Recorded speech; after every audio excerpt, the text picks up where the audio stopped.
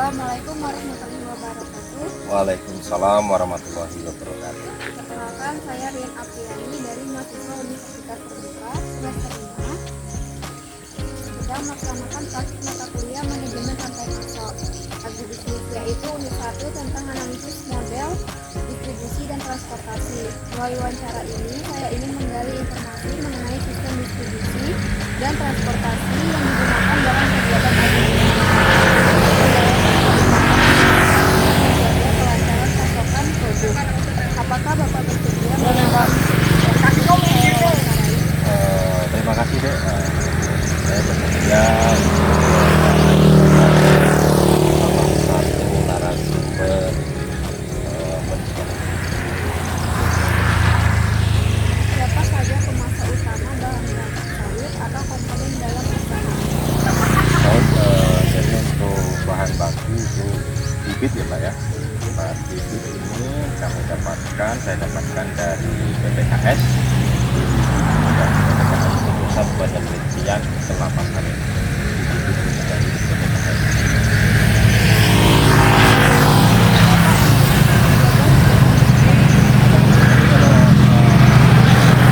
Jaga hubungan dengan pemasok itu, jadi ketika mau pesan bibit ada konfirmasi terlebih dahulu baik lewat online aplikasi My Sawit mau atau memastikan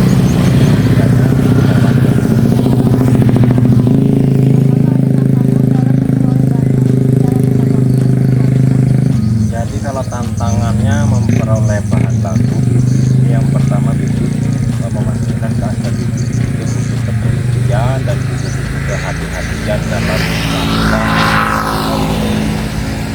sumber benihnya dari mana yang dibutuhkan dan kemudian hambatan dan tantangannya itu ketika kita mau bibit kalau ditanam sendiri kalau dari Kesampah itu tantangannya kita ngantrinya lama.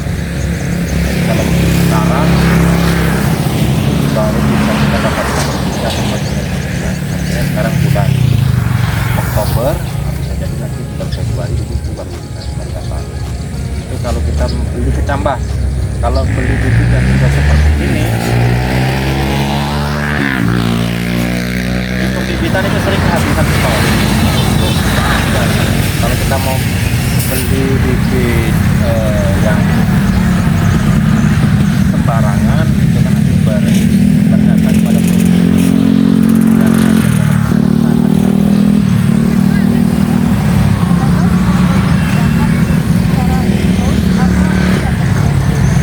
jadi kalau bibit ini saya buat sendiri Bang, artinya saya cuma beli bibitnya, Kecambahnya awal itu benihnya, kemudian saya besarkan saya tanam.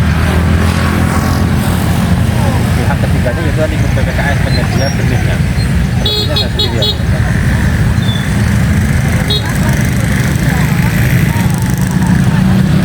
Nah kalau mau bibit ini kan untuk saya sendiri Pak,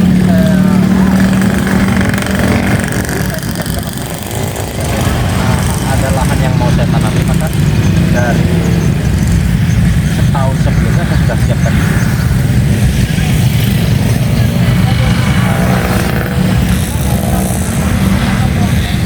Jadi kalau bibit benih tadi didistribusikan sampai ke saya itu lewat lewat paket. Apakah Bapak menggunakan sertifikat regional atau langsung? Saya itu dapat langsung dari pabriknya, dari pusat penyedia bibit langsung ke saya, jadi tidak ada perantara.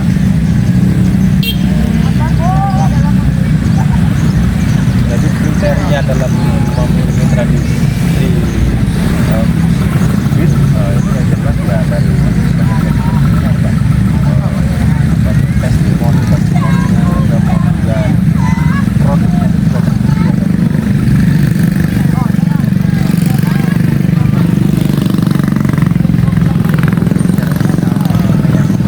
buat produk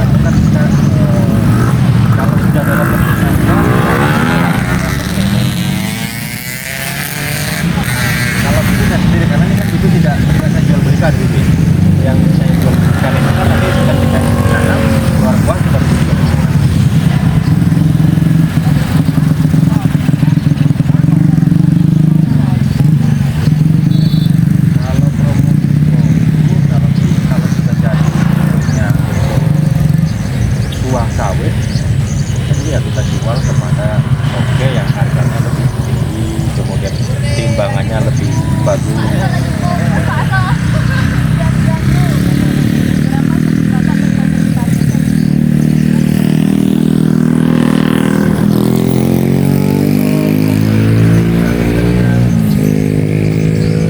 Pengecer itu kalau dalam kaitannya terkait dengan ketersediaan itu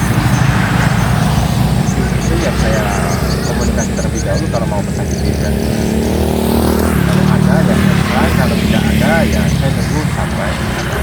Kalau ngaku berapa lama, varietas apa yang paling cepat itu yang saya bisa. Kemudian kalau terkait dengan hasil panennya, saya komunikasi kepada toke siapa yang berani membeli tinggi, kemudian timbangannya bagus, dan fasilitasnya dia bisa jemput ke lahan kita, itu yang saya pilih untuk membeli produknya.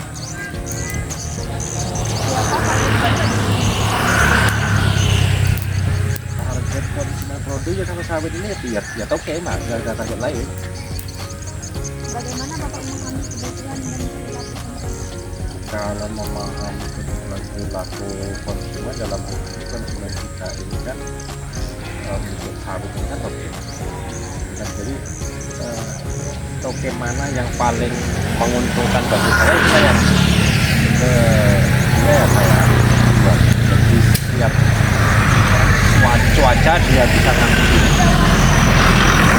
kelapa sawit saya buat ke media ya.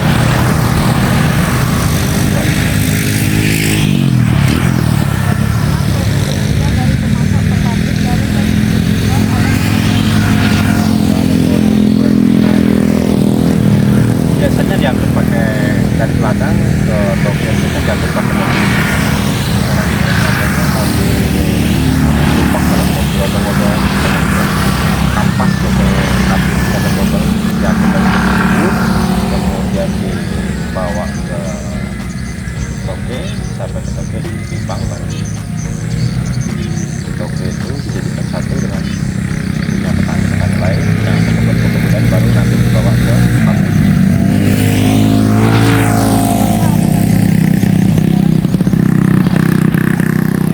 Tantangannya yang pertama kondisi jalan, jalannya besar, dan kemudian juga jarak petaninya